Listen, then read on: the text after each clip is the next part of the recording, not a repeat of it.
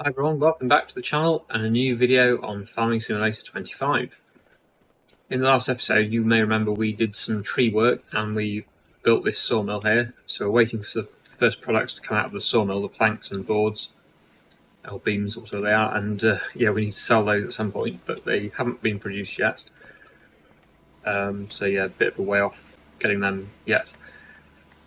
But what we can do is we can do a contract, and obviously being a good time of year for harvesting, we have got quite a few harvest contracts, and I thought we might do a different sort of contract this time. Peas, we haven't done peas yet.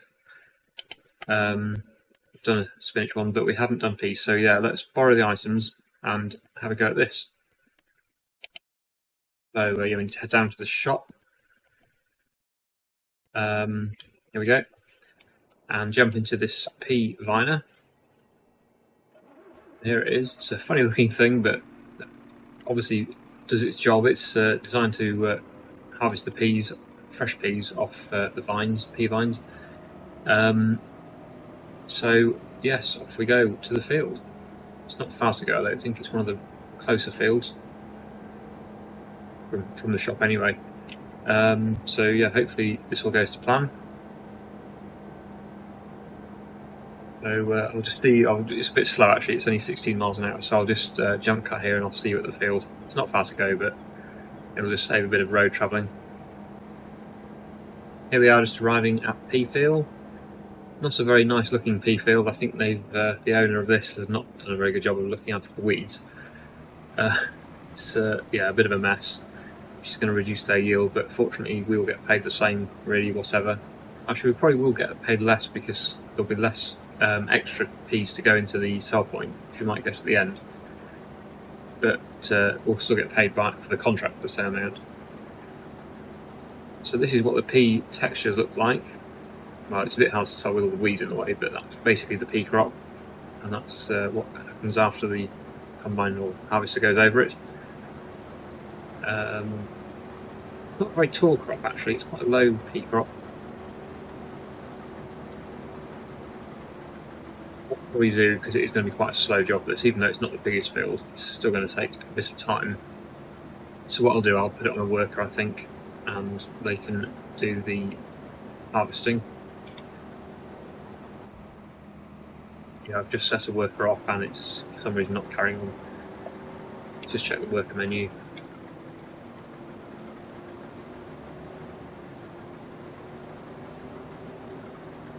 Don't know why it's not detecting a field, but does, well, I think what the problem is, it doesn't like you starting the field first. It wants to start from scratch. It doesn't want me to do any harvesting before we start it. For some reason it's going back over exactly where I've just been.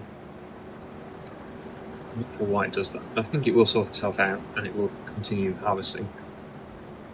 So while it does that, I'll go and get a tractor from the shop, and that'll be here then to unload into once the harvester gets full.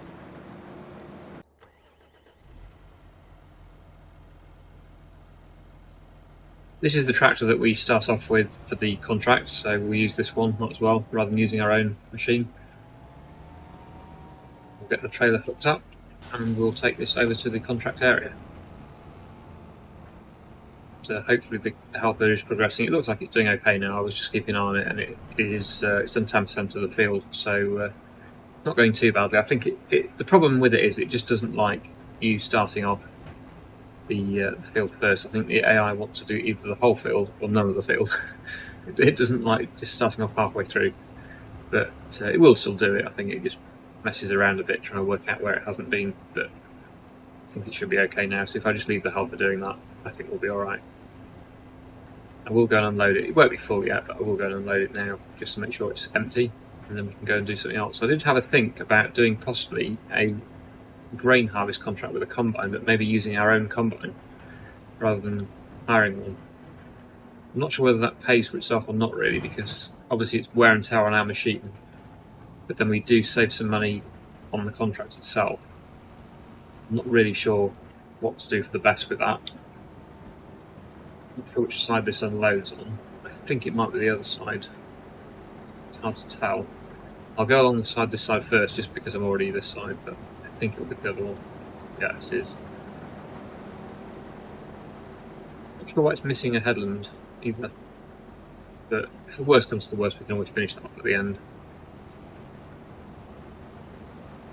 Good. Yes, here we go. I'll try on the hopefully. Yeah, there we go. At least this one keeps working rather than stopping every time you go alongside it. It is detecting I'm here, saying I'm blocked by an object, but it's still unloading, I'm just on the move, which is good.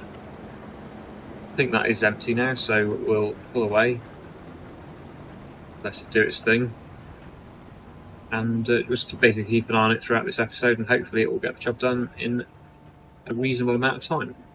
I'm sure we'll get the contract finished before the end of the day. Might just slow time down though, just in case. Because you know what can happen up to my first experience with a larger contract. This isn't as slow as that at all, but just in case.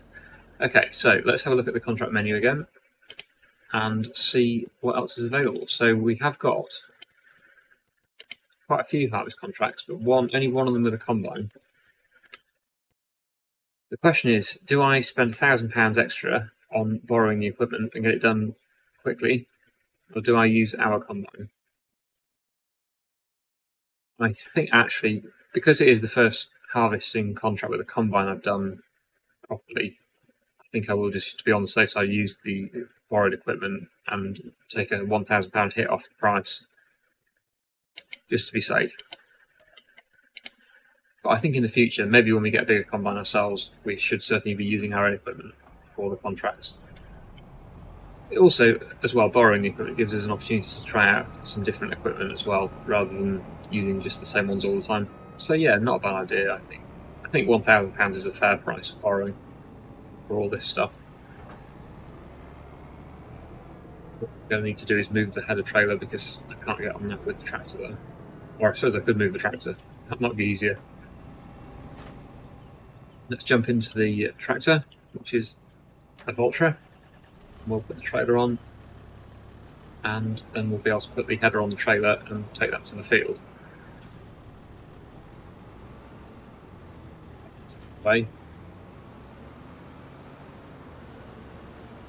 Now we should be able to put the header on the trailer and go over to the field. Actually, the field is right there, isn't it? I don't need to do that. I was thinking it was further away for some reason, but it is right here. So we don't need to bother with that, we'll just start the contract. It's literally right next to the shop. Saves us some driving as well. Okay, so start the combine up and we will get this field harvested. I'm guessing you are not allowed to leave the straw because it will never get baled. I know there was a mod for FS25 which allowed you to leave the straw on a contract and then bale it yourself and sell bales, which was a good idea. That came out pretty early on, actually, I seem to remember, in the release of FS25. I don't know whether that'll come out for FS25 or not, but it is quite a fun mod that allows you to make a bit more money out of contracts. We'll look in the cab view. We can see it's a very, very detailed cab, really, really nice graphics on the interiors. I really do like it, and on the exterior of the machines. They do put a lot of work into the actual machines themselves. The only downside, like I've said before, the screens don't really do anything. The numbers move on them, but they're not really telling you any information. There's no camera screens or anything monitors. There's a reverse camera up there by the looks of it, on the top left hand side of the cab, but again it's off, and I should think when I go in reverse it won't come on, which is a bit of a shame. Yeah, no, it's not coming on. I think they could have done that, or at least had it as an option, a disableable option, so you can turn it on and off if your system isn't capable of running it. But yeah, it would have been nice to have a bit more animation on the screens. Anyway, I think I will get on with this harvest on a time lapse because it's going to take a while. I also need to keep an eye on the PEA harvest as well, and come back to you in a bit.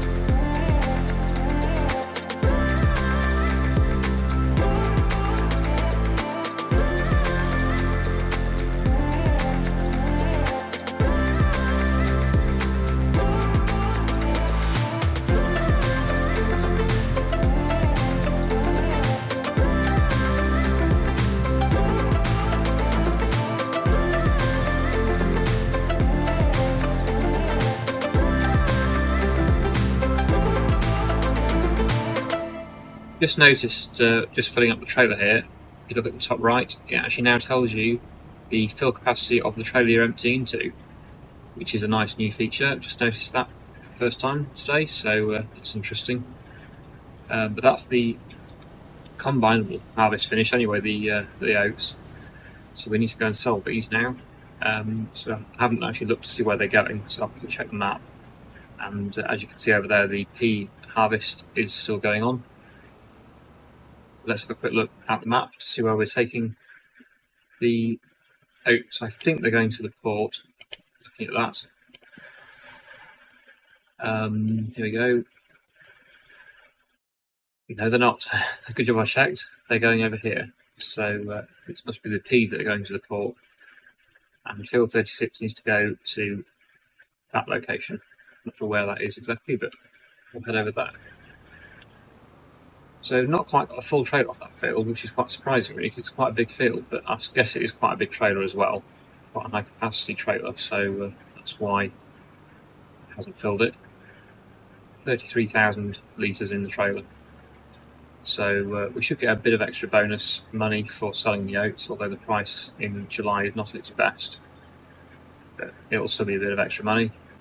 We could take it back to the yard and keep it. Might be worth doing. I'll see how much there is really. If it's just a few litres then it's not worth it, but maybe there's quite a lot left over. I might save some and sell it when the price is better in the winter. December I think for oats. First of all we've got to get over there, so I'll see you when we get there. We're now just arriving at the tip location. So we'll get this unloaded and that'll complete the contract. And we'll see how much we make. Though we might save it, like I say. There's quite a lot left. I'll try and stop it when it gets to the finished contract. There we go. So we've got 3,000 litres left. We did sell a small amount there. I think we will save it. I think 3,000 litres is it's actually more than what we've got in storage, amazingly. So I think it is worth saving. The other thing I was going to do while I was here, this looks like another possible location where there could be a collectible. It might be worth just having a quick look around to see. Probably not, again, but you never know. You don't look, you'll never know. So it's worth just having a quick look around. Probably in the vehicle. It's going to be stolen foot. But I think it will be worth just having a quick look, just to see if there is anything. So I'll have a quick look around, and if I see something, I will come back to you. If not, I'll see you back at the yard. Well, just on my way back to the yard, and I caught a glimpse. There wasn't anything in the grain mill area, if that was it, but there is down here. Just caught a glimpse of that out the corner of my eye. I thought, oh, maybe there's something under the bridge, because there has been in the past, I think. There we go. So that is an extra £10,000 for us, which is very nice.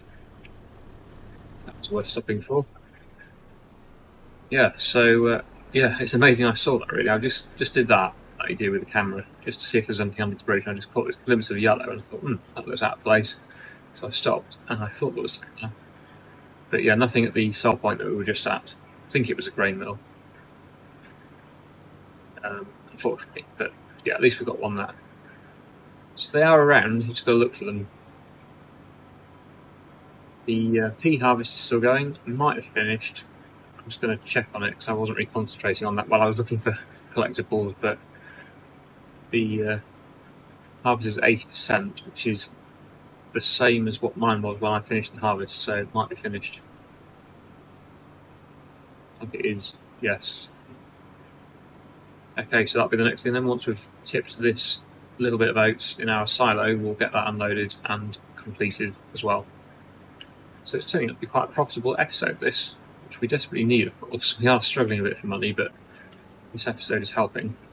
I do like harvest time. It's when things actually start to happen and money can be made. And I think once we get those planks produced as well at our sawmill, that will really help as well.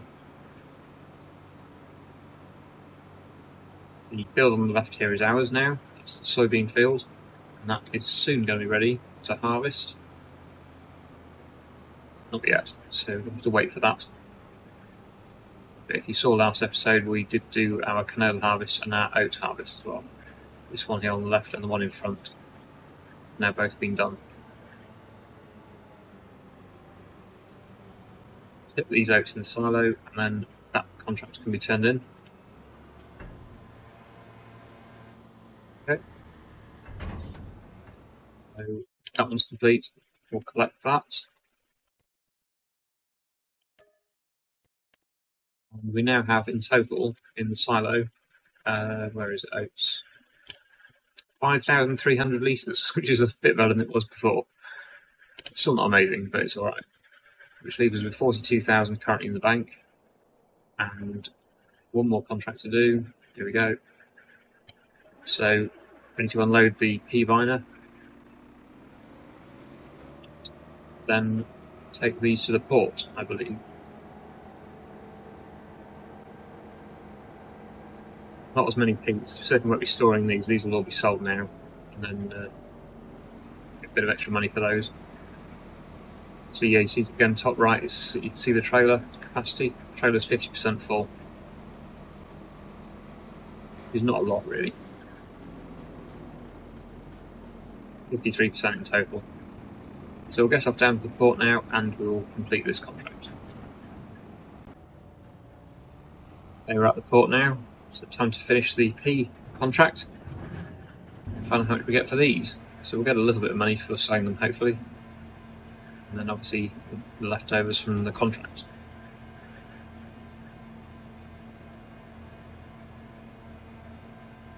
There we go. So in total £3,000 for the peas and an extra 3,800 for the contract.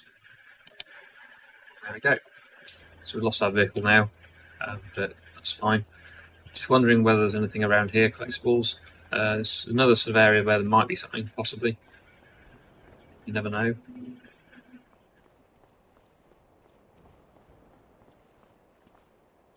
Anything at the moment, but of course it's quite a big area at the port. Oh, there's a lighthouse there. If you can get to the lighthouse, that's the sort of place you'd find one. It just makes you wonder. I just don't know where they might be, but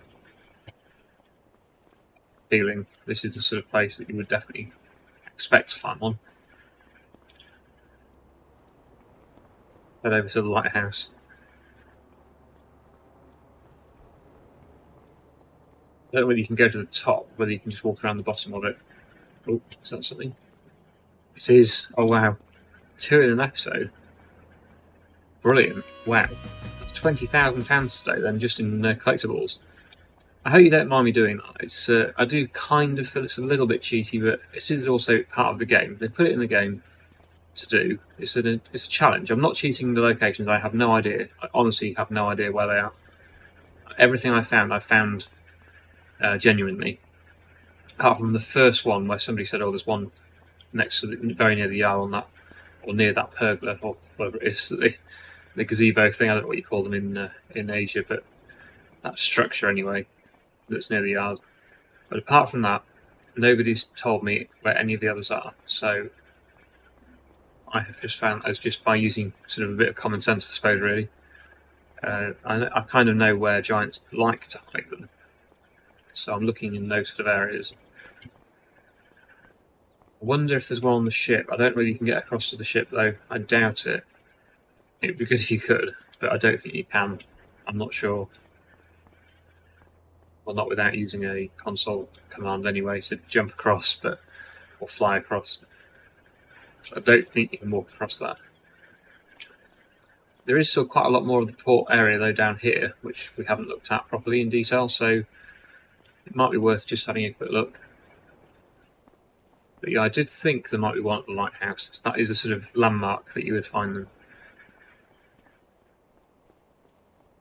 They do tend to be putting them on areas where you have to walk out to, sort of thing.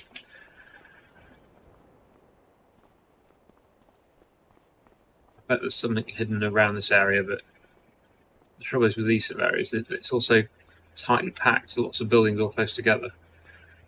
There's no sort of standout area, it's just a lot of buildings. But it's certainly a good place to hide one. if you want to keep it hidden, because to look in all these different little gaps, it's a lot of work to go around looking. This is the sugar mill, apparently. So they don't actually, weirdly, they don't seem to put them. They don't hide things often at soul points, I found. Not very often. Occasionally you do, but more often than not, they're hidden at landmarks and random locations that are sort of not production buildings or factories or anything.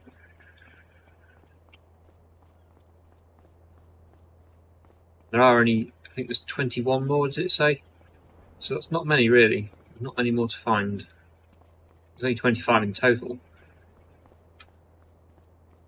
Not like on previous maps where there's been about 100 to find. Sometimes there's 100 collectibles. You get less, though. You get paid less for each one when there's 100. I think it's £1,000 a collectible. Is that a swimming pool? I don't think it's a swimming pool to swim in. It does look like one, but I don't think it is. Yeah, but on this map, yeah, only 25 in total and £10,000 per collectible. That's not one, is it? On that boat.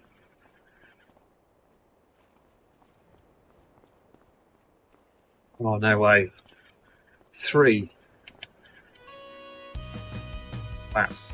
It's what I mean. They do hide them where you've got to walk out. You know, somewhere like this, or out to the lighthouse, or out to that jetty over there that we went on. I have to check the other one as well, but I doubt it. There's a lot around this area, though. That's good. So we've got almost £70,000 in the bank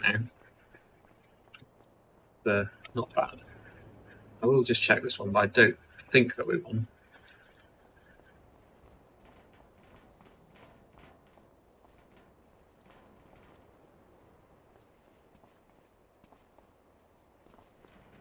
Can't see one over here.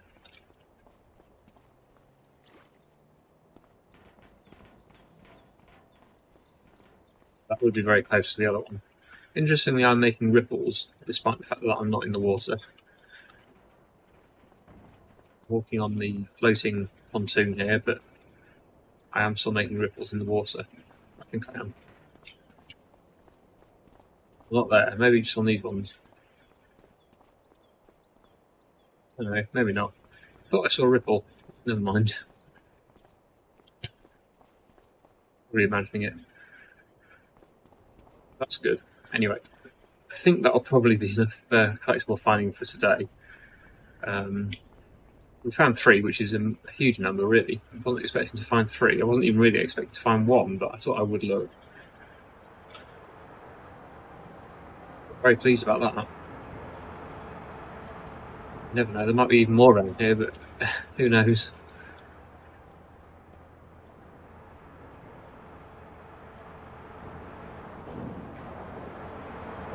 I won't spend any more time on it just now. We'll just head back to the yard and see what's happening there.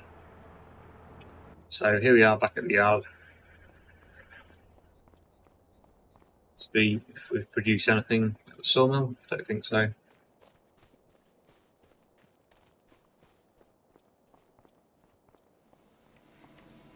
There's 559 litres of long planks and 367 litres of wood beams.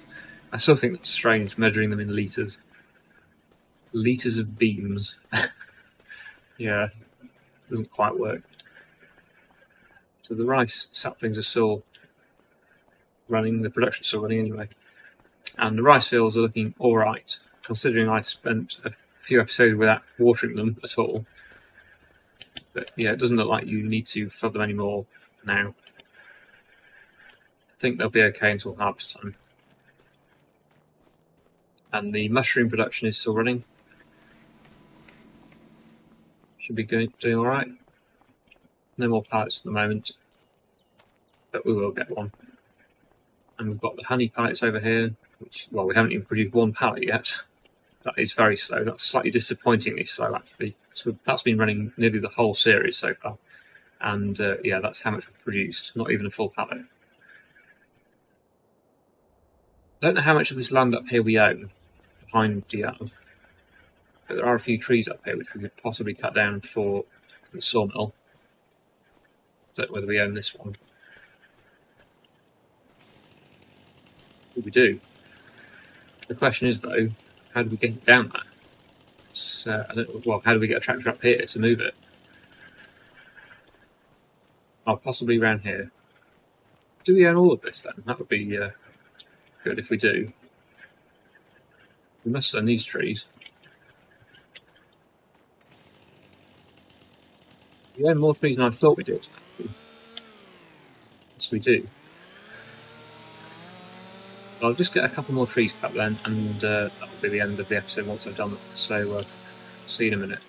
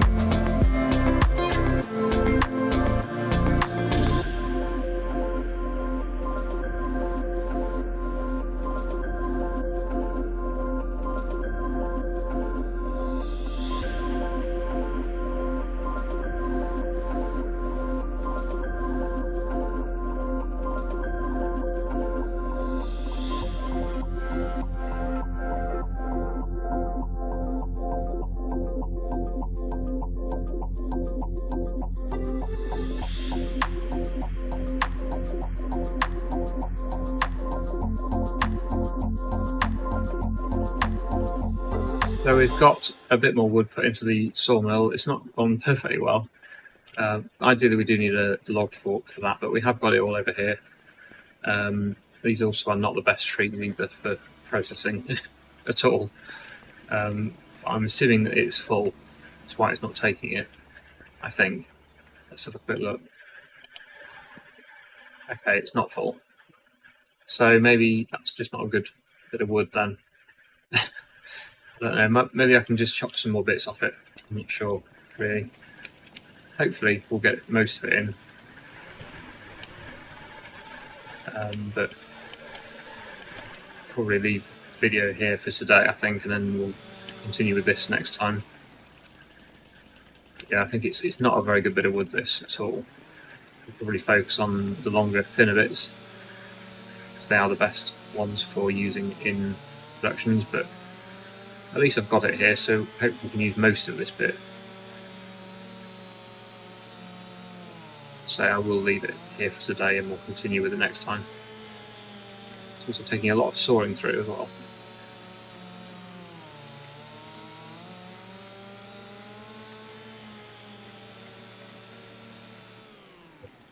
So it took that long. So I'm sure we will get it all in there, but yeah, it just takes a bit of time. Anyway, we'll leave it there. So I really hope you enjoyed today's video. Thank you so much for watching, and I'll see you again in the next one.